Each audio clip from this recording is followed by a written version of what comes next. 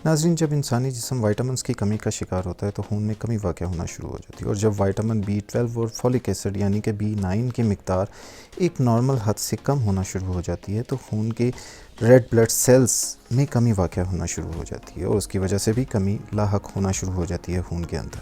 और ऐसी कमी जो विटामिन B12 और B9 की वजह से खून की कमी का शिकार होने की वजह बनी है, उसको विटामिन डेफिशिएंसी एनीमिया कहते हैं।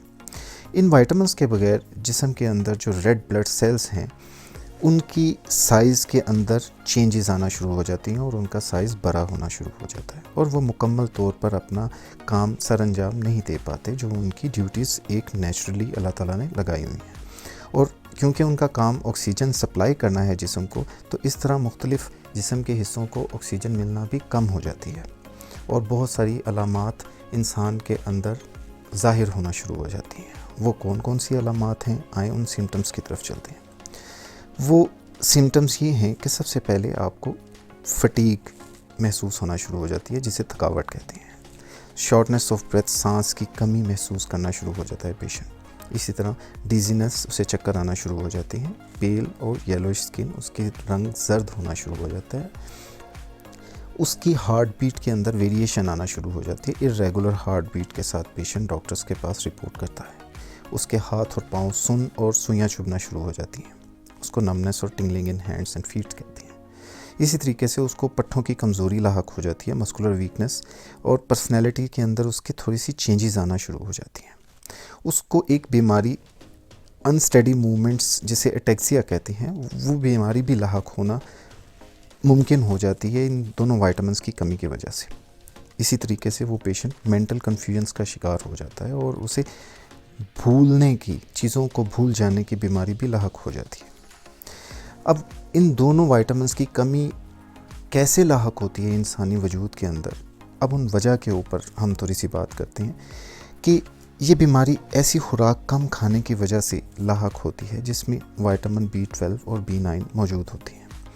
इन दोनों को अलग अलग हम डिस्कस करेंगे। सबसे पहले विटामिन B12 के बारे में डिस्कस करते हैं। वो कौन सी खुराक है जिसमें विटामिन B12 है और हम वो नहीं लेते तो उससे ना लेने की वजह से कमी लाहक हो जाती है जिस्म के अंदर। उसमें दूध, अंडे और गोश्त का इस्तेमाल शामिल है कि जब जो हजरात इन 3 चीज़ों का इस्तेमाल नहीं करते उन्हें विटामिन B12 की कमी लाहक हो सकती है।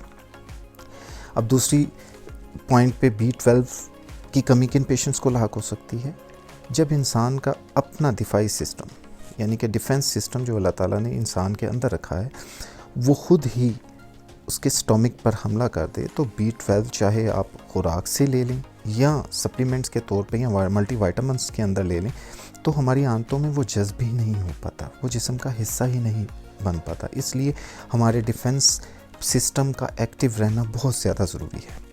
हम तीसरे पॉइंट की तरफ चलते हैं कि विटामिन B12 की डेफिशिएंसी किन पेशेंट्स के अंदर या किस वजह से होती है। जब ख़ास तौर पे ऐसे मरीज़ जो ऑलरेडी स्टोमिक का या इंटेस्टाइन का कुछ हिस्सा ऑपरेशन की वजह से कटवा चुके होते हैं, किसी भी रीज़न, किसी भी बीमारी की वजह से उनका कट गया होता है, तो उनमें भी B12 का जज़ब होना बहुत मुश्किल हो जाता है। आइए हम अब डिस्कस करते हैं कि फॉलिक एसिड की कमी की वजह क्या है, इंसानी वजूद में कैसे फॉलिक एसिड की कमी वाक़या होती है। इसमें भी सबसे पहले खुराकों का जिक्र करते हैं, जिन खुराकों के अंदर विटामिन B9 मौजूद होता है और हम वो नहीं खाते, उस वजह से जो कमी लाहक होती है। स्पेशली सब्ज़ रंग की, जो गहरे सब्ज़ रंग की सब्ज़ियाँ होती हैं, जिसमें ब्रोकली और मुख्तलिफ़ सब्ज़ियाँ या कलेजी जिसे लिवर कहते हैं, वो नहीं खाते, तो ये कमी वाक़या लाहक हो सकती है। दूसरे पॉइंट पे B12 की डेफिशिएंसी उन पेशेंट्स में ज़ाहिर होती है जो विटामिन B9 को जज़ब नहीं कर पाते, और विटामिन B को जज़ब ना कर पाना चंद वजूहात की बिना पे होता है। जैसे कि किसी को आंतों की बीमारी हो जिसे सीलिएक डिजीज़ कहते हैं, और भी डिजीज़ होती हैं, या स्पेशली वो लोग जिनका इंटेस्टाइन का ऑपरेशन हुआ होता है, चाहे वो TB के मरीज़ हों, इस वजह से इंटेस्टाइन काट दी गई हो, या और भी बहुत सारी इंटेस्टाइनल डिजीज़ हैं जिनकी वजह से पेशेंट की इंटेस्टाइन को कुछ हिस्से को काट दिया जाता है। तो ऐसे लोगों में विटामिन B9 का जज़ब होना बहुत मुश्किल होता है। और ख़ास तौर पे एक और पॉइंट कि जो लोग अल्कोहल का इस्तेमाल बहुत ज़्यादा करते हैं, उन लोगों में भी फॉलिक एसिड का जज़ब होना बहुत मुश्किल हो जाता है।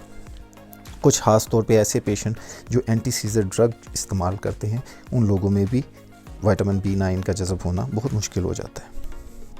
एक ख़ास पॉइंट कि जो प्रेग्नेंट वुमेंस होती हैं और बच्चों को दूध पिलाने वाली ख़वातीन, उनको B9 की ज़रूरत यानी कि फॉलिक एसिड की ज़रूरत आम लोगों से ज़्यादा होती है। और एक और पेशेंट ऐसे होते हैं कि जो रीनल फेलियर की वजह से डायलिसिस पे चले जाते हैं, उन लोगों को भी आम लोगों से ज़्यादा फॉलिक एसिड की मिक़दार चाहिए होती है। नाज़रीन, विटामिन B12 और B9 की कमी की वजह से पैदा होने वाली कॉम्प्लिकेशंस के बारे में डिस्कशन करते हैं कि वो कौन सी कॉम्प्लिकेशंस हैं जो इन दोनों विटामिन्स की कमी की वजह से पैदा होती हैं।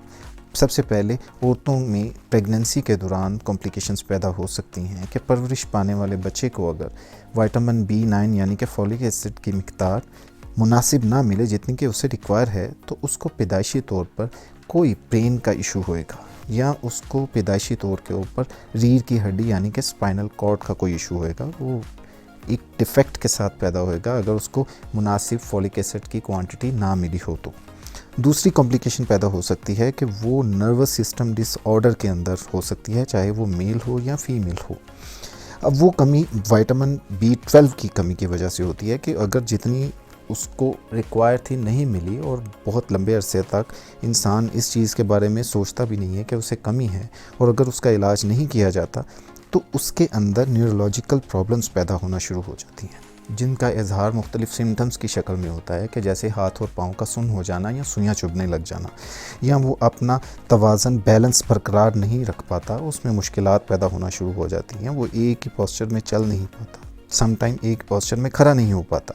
ये सारी सूरत हाल उसको दिमागी उलझन का शिकार भी करती है और उसे भूल जाने वाली बीमारियां भी लाहक हो जाती हैं। और हमें ये ध्यान में रखना चाहिए कि क्या हम इन प्रॉब्लम्स के साथ सफ़र तो नहीं कर रहे।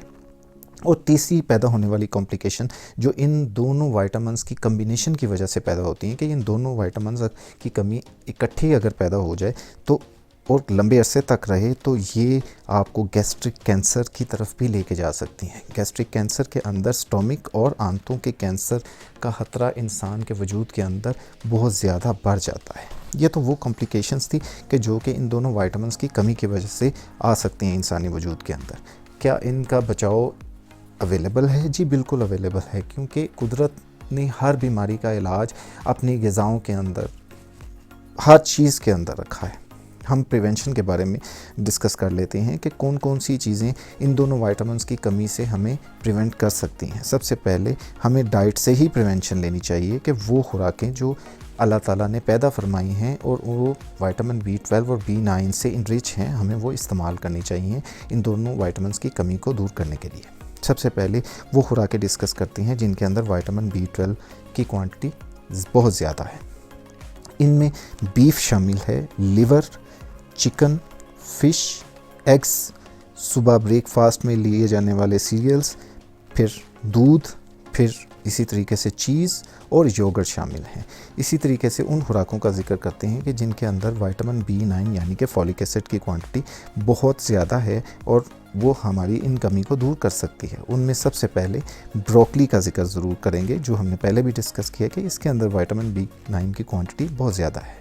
और इसी तरीके से पालक, स्पिनच के अंदर, ऑरेंजेस के अंदर, लेमन के अंदर, बनानास के अंदर, स्ट्रॉबेरीज़ के अंदर, मेलन्स के अंदर बहुत ज़्यादा अच्छी क्वांटिटी में फॉलिक एसिड अवेलेबल होता है। और वो खुराकें जो गंदम से बनाई गई हों, जैसा कि ब्रेड वगैरह या सीरियल्स वगैरह या पास्ता, इन सब में भी विटामिन B9 की क्वांटिटी बहुत अच्छी मिक़दार में अवेलेबल होती है। और साथ ही साथ चावल में भी आपको विटामिन B9 यानी कि फॉलिक एसिड की क्वांटिटी बहुत अच्छी मिक़दार में मिलेगी। अगर कोई पेशेंट या कोई इंसानी वजूद जो इन तमाम चीज़ों में से कोई चीज़ नहीं पसंद करता और वो इन कमी को भी दूर करना चाहता है, तो उसके लिए दूसरी ऑप्शन मल्टीविटामिन्स या सप्लीमेंट्स के इस्तेमाल की है। लेकिन उसके लिए भी इंसान को इस चीज़ का ध्यान रखना चाहिए कि कितनी डेली रिक्वायरमेंट इंसानी वजूद को इन दोनों विटामिन्स की है।